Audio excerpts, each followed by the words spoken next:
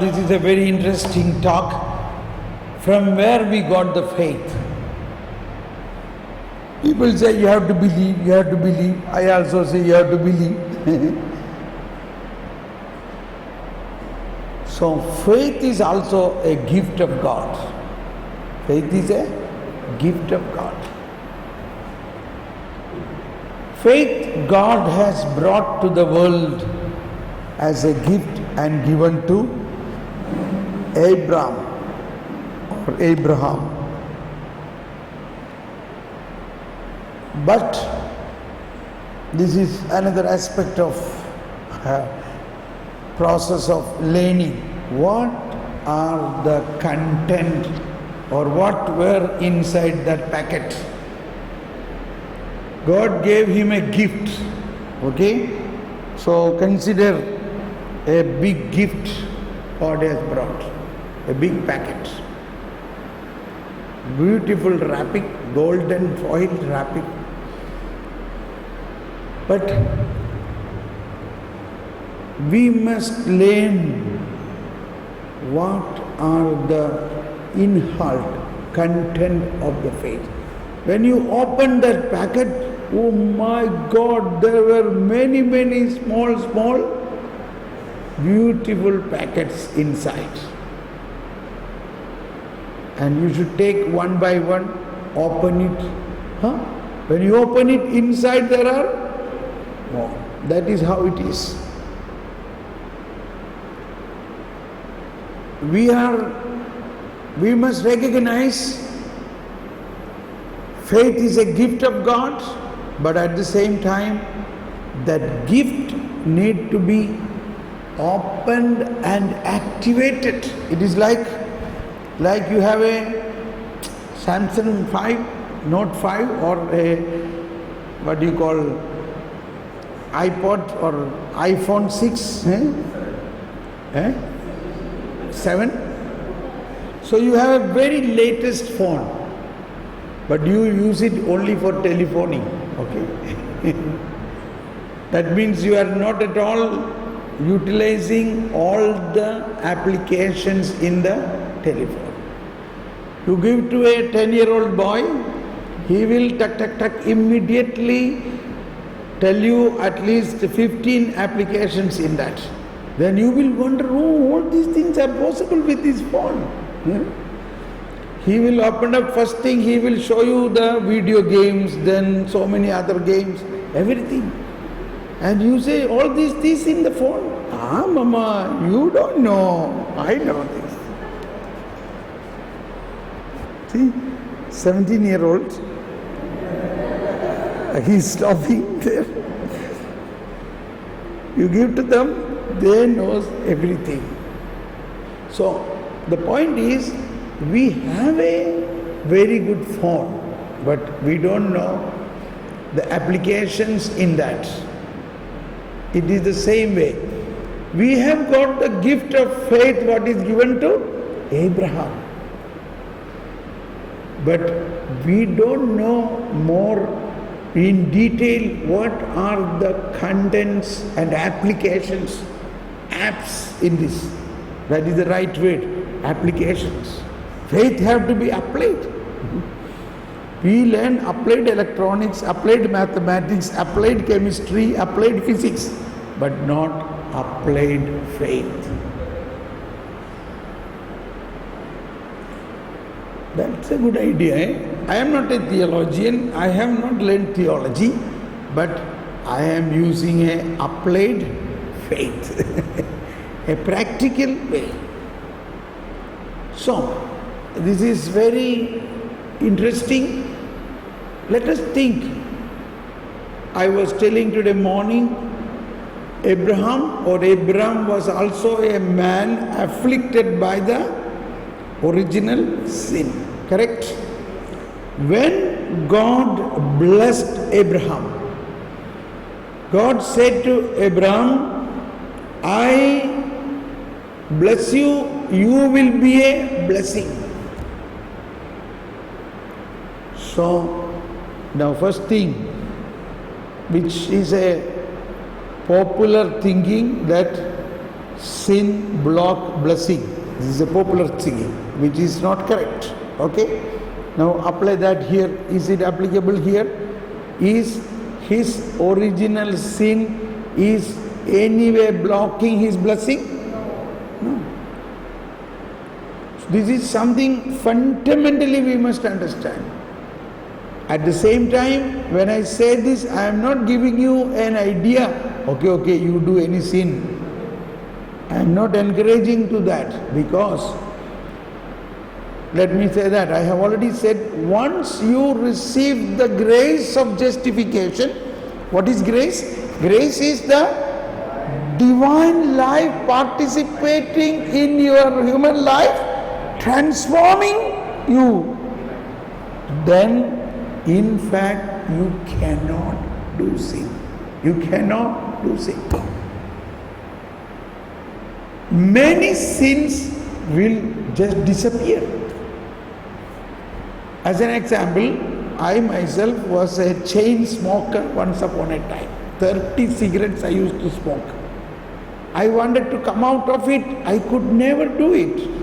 I did so many methods to come out from the habit of smoking. I could not do it. But one day, when I realized I am a temple of Holy Spirit and the Holy Spirit is in me.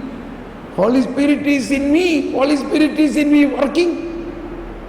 I don't know what has happened. Next day onwards, I am not able to smoke. I am not able to smoke.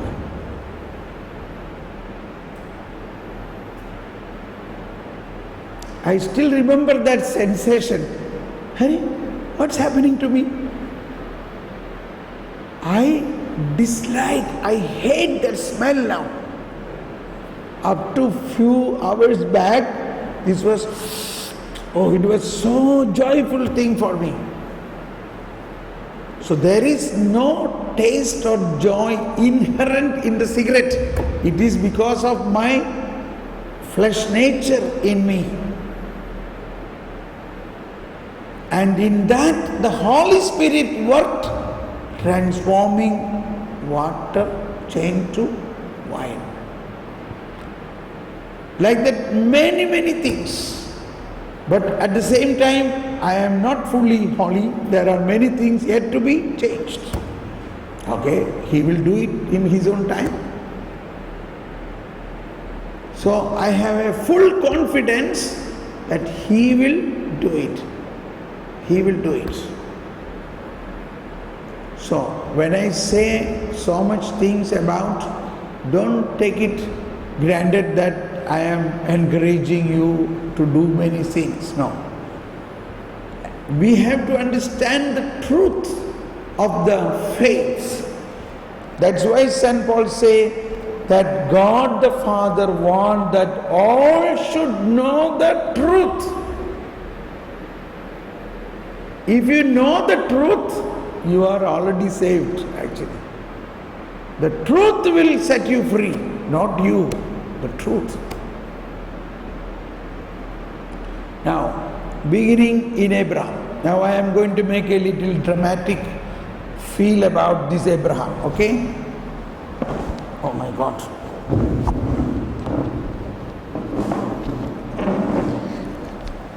Abraham was one day in his field.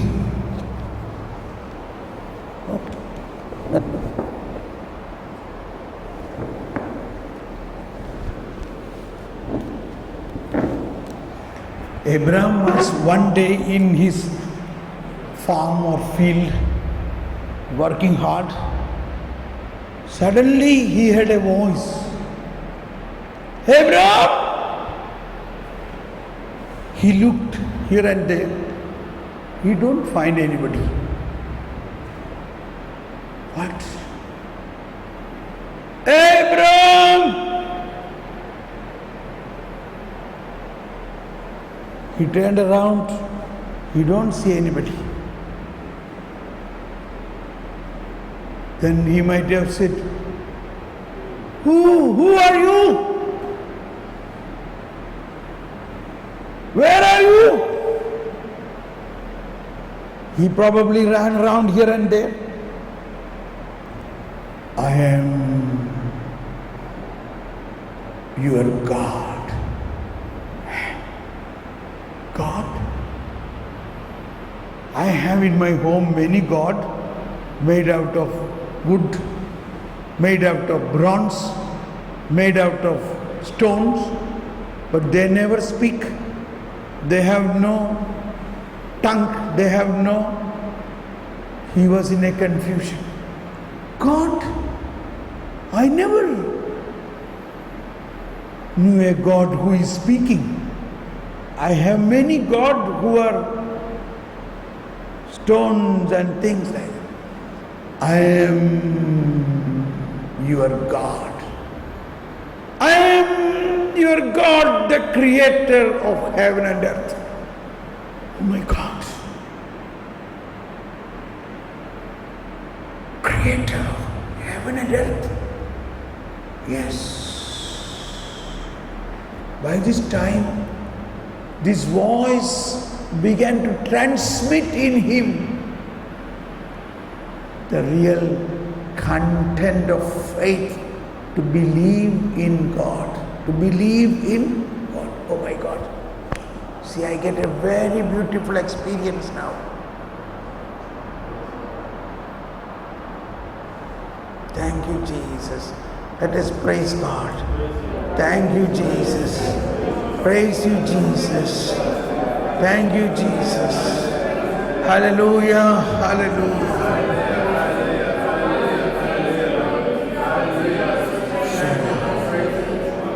So this was the moment, the first moment when the faith transmitted into Abraham. That he began to believe, God, creator of heaven and earth, he is God. How he believed? Because it is given to him as a gift and it is transmitted to him in a voice. Now this you can confirm with other scripture. Faith comes from hearing the voice of God. And again another situation, Jesus said, it is not me speaking. Father in me is working. When God speaks, Father is working.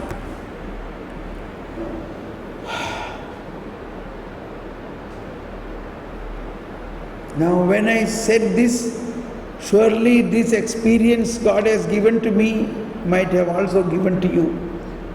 Faith began at that moment in Abraham. And he was filled with a blessing. And then he said, Abraham, you will be a blessing. Through you, all nations will be blessed.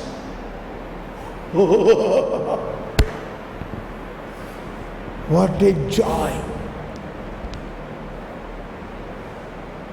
He ran to his own brother and his family. He said, hey, today God spoke to me. And what they might have thought, really something wrong to him. He is crazy. God speaking? We have many God here. They never speak. These are not God. God, you cannot see. He is the creator of heaven and earth. He spoke to me.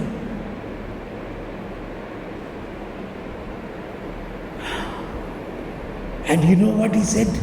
He said, leave everything and go from here. Now, you are really mad, Abraham. All these acres of land and all these sheep and all these things are yours, and which God will tell you to leave everything? Did he say that he has kept something for you somewhere? No, no, no, no. That I know. He will give. Without any guarantee, how can you do that? Why should there be a guarantee? It is God who told me. How do you know that is God? Oh no, that is clear. I know that. I must go immediately. What? You going? You leaving all of us? Yes, I must go. I cannot stay here. What happened to you? Now it is written, Isaiah chapter 51. Please take.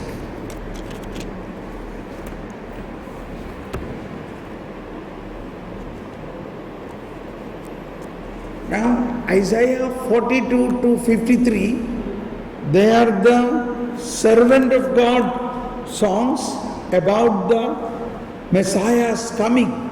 But you see what Isaiah written in that description about the coming of Messiah. Isaiah writes in 53, listen to me, you who pursue justice. What type of justice? Not a Pharisee justice, but the justice of God.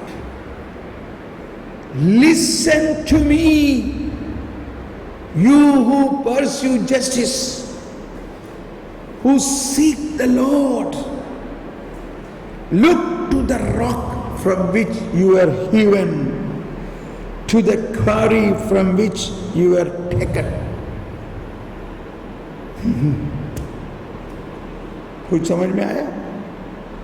Who is that rock? Look to Abraham, your father, and Sarah, who gave you birth. Though he was but one, when I called him,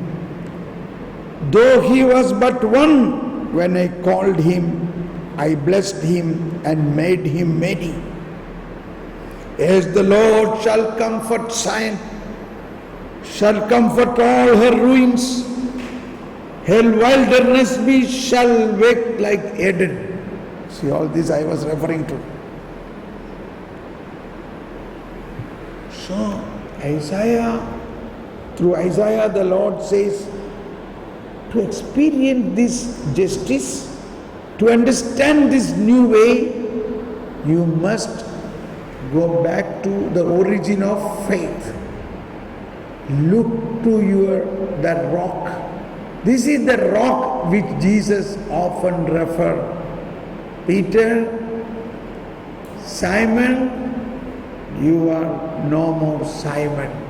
You will be called Peter, means the rock.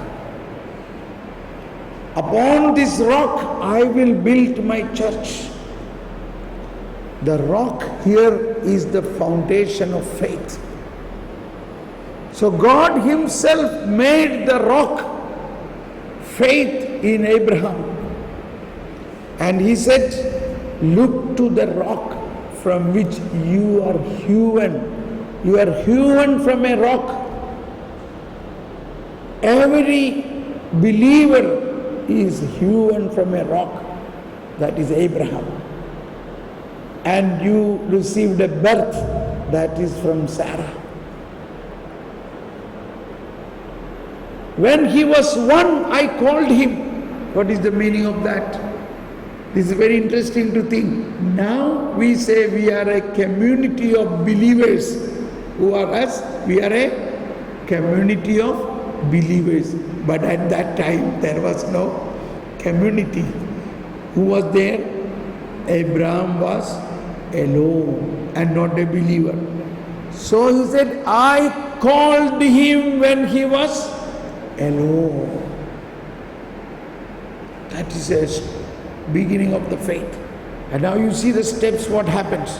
He is alone. He has nobody to accompany in faith. But he resisted. He said to his family, his brothers, no, I must go.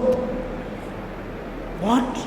You give up all your wealth and all your inheritance and going away? Yes, I heard. It's clear to me, the voice. Now I think some sister is thinking that is what happened to us. Yes or no? This is the same thing all these sisters heard once. And they also had probably some struggle when they explained first to their family. No. But they were very clear. I go. I leave you, father, mother, all my inheritance. I leave. I go. You have already done it. How you have done it? Because you have got the faith from the Father Abraham, who did the same thing. It's very easily connected, correct? It was not easy. But then you are clear, this is what God is calling me. That is called call. I got a call. The same thing I have also did in another way, because I heard a voice. I got a call. I went forward. And now Abraham decided, I must go. Tomorrow morning I am going. The whole family is in problem. But he was so fully determined, I must go. This is response to the faith. Response to the faith. You must see that film about Abraham. This is like that. I felt such a sensation when I saw, in spite of all this opposition, Abraham took a staff and began to walk. The first step when he took. I felt a thrill when he began the first step. People from behind, Abraham, don't go. He never looked back. He's going. Camera from the side. His wife Sarah accompanying. Next, one of his nephew Lot is stepped out. Next, some of his servants stepped out, and slowly, he is not turning back. He is going. One by one, people joined with him and walking. After a long walk, he heard a voice. Abraham! Yes, Lord. Tell me, look at the stars. Can you count them? Oh no, Lord. And then I tell you, I will give you children like the stars of the sky and the sand of the shore. Abraham laughed. Why? Because he had no child and his wife was a barren woman. Abraham smiled, and that is why the child's name is Isaac, called Smile. But Abraham, given the next step of the faith, to believe in what God said will fulfill. That is the content of the faith number 2. Abraham believed, yes, I believe in this promise. Like the stars of the sky, you will give me children.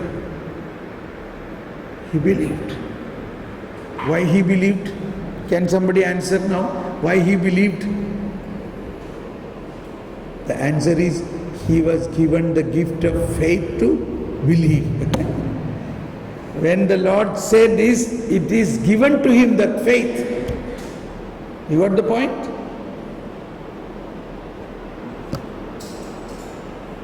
And he got up, he began to walk. And so many other things happened in between. And then his wife became more older and older. No child is coming. And finally, his wife, her menstruation period stopped. That means she entered into menopause.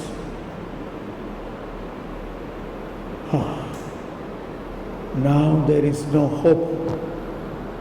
But Abraham hoped. Why? Because it is the Lord who said it. Now you see, it is gynecology. Can a woman who has no menstruation period conceive? Why? Because in a menstruation period, after the menstruation period, the ovary open and the egg should come out, correct? And this egg should join with the sperm, then only fertilization take place. Yes, doctor? Now, imagine, here is a woman who has no menstruation period. No egg is produced. And then God said, now next year you will have a child. I'm not so sure that God was waiting for her menopause, because it has to happen naturally. Then only God can say, this child is God's child. If this would have happened within the time of her menstruation period, it is a natural birth. Now I will tell you to reflect little more. You see, if there is no egg produced from the ovary, how can the sperm be united with the egg? So is this child is born from the sperm? Sperm cannot function alone, correct? Sperm can function only with the egg. Fertilization can take place only with the egg and sperm. Now this is very interesting. Recently I got to think like this. Now, in the case of Sarah, there was no egg. In the case of Mother Mary, there was no sperm.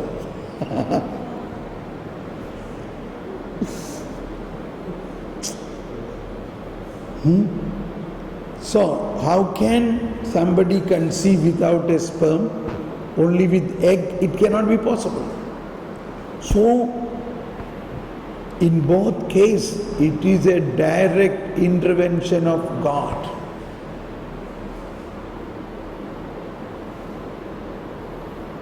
Faith, belief, that's what he said. Those who seek justice, look to the rock, and next, and look to the pit.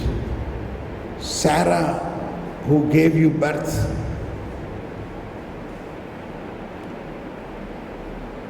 This is very interesting. So now Abraham believed, even if his wife is a barren woman, her womb is dry, no menstruation period, no egg is produced, but still he believed, because such a faith God had given to him. This is the brand faith, first brand faith. Now you slowly understand what means the gift of faith, the content in that packet.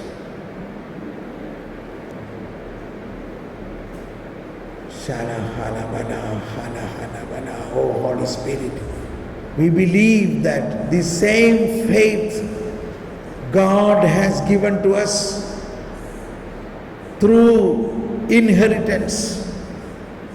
Praise you, Jesus. Thank you, Lord. And next, so the child is born.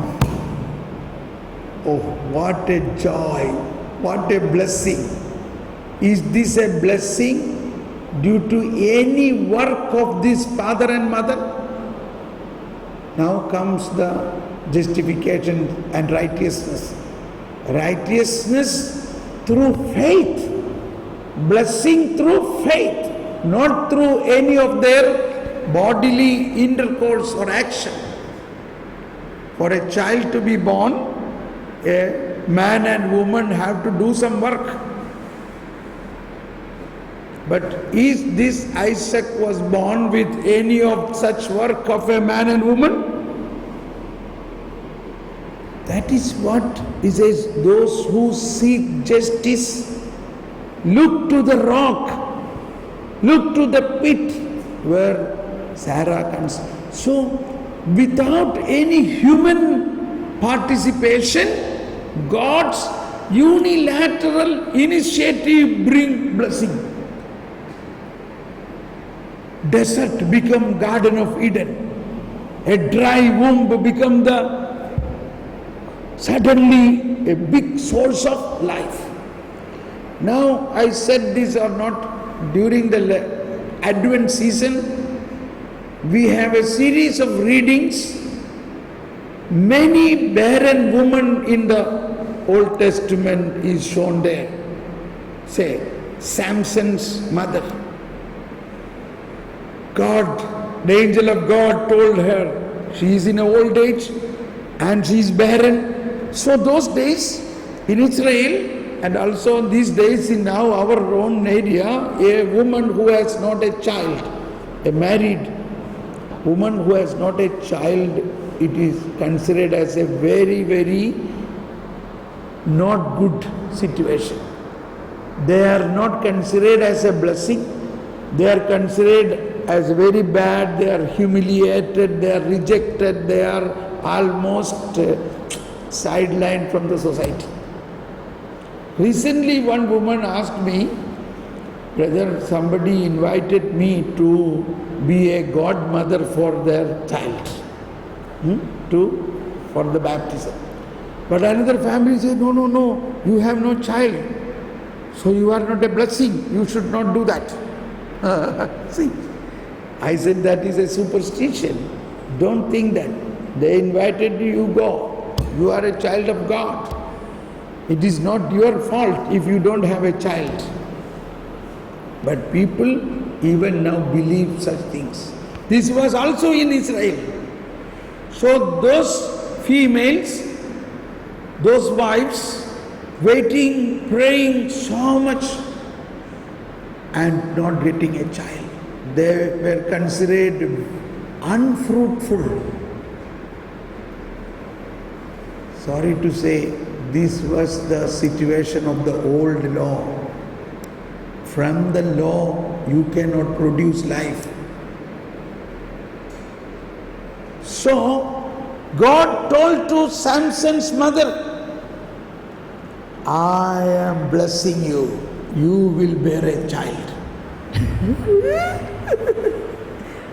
What will be the joy there? That joy is called Eden in the desert. Eden in the desert. Spring in the desert. That is the fount of salvation. And God said to Samuel's mother, Prophet Samuel's mother, her husband had another wife and she was also humiliating her. And she gone through terrible suffering. She was crying and crying and crying. But one day the Lord told, you will have a child and you must consecrate him to the temple. and she conceived. So these are the readings during the Advent time, Desert becoming Eden. Desert becoming fountain. And finally, Zachariah, the Lord said, you will have a child. What? My wife is very old. No, you will have a child. And now you see, when Gabriel said to Mary, you will have a child, and she immediately believed, and the angel also told her, your cousin Elizabeth is already carrying for 6 months. She began to run towards Elizabeth. This is to be understood as a transition of Old Testament to New Testament. You see meeting of Mother Mary and Elizabeth.